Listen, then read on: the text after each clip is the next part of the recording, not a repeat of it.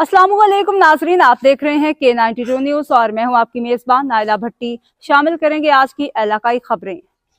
Karachi report. Syed Abdul Qadeer Shah साबिक governor Sindh रूह रवां MPP डॉक्टर इशरतुल्लाबाद खान ने कहा है कि पाकिस्तानी फोर्सेस की दहशतगर्दों के खिलाफ बलूचिस्तान के इलाके कलात में कार्रवाई पर फौज और सिक्योरिटी फोर्सेस की बरवक्त कार्रवाई पर सलाम तहसीन 18 फौजी जवानों की शहादत पर दिल दुखी है, लेकिन उन्होंने मुल्क में बदतरीन दहशतगर्दी की कोशिश नाकाम बना दी।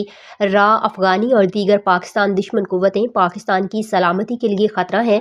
फौज ना हो तो मुल्क खतरात में घिरा रहे। पाकिस्तानी अवाम कौम बनकर हालात और दहशतगर्दों का मुकाबला करने के लिए फौज के शाना बशाना है। पाकिस्तान मुखालिफ कुव्वतों को सबक आमोज रिएक्शन से जान लेना चाहिए कि फौज और रियासत हमारी और आवाम की डेडलाइन है।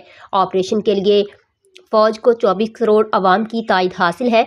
डॉक्टर इशरतुल्लाबाद खान का रिएक्शन फौजी शोहदा को सलाम अकीदत और उनकी फैमिली को खिराज अकीदत और इजहार यकजहती।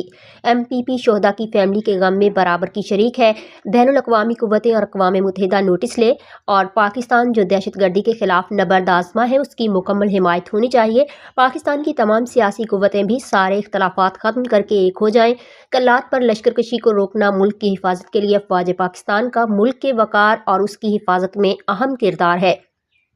अफ़वाज पाकिस्तान का अज़्म काबिल तहसीन है। हम भी फ़ौज के साथ हैं। पाकिस्तान को कोई तरने वाला ना समझे।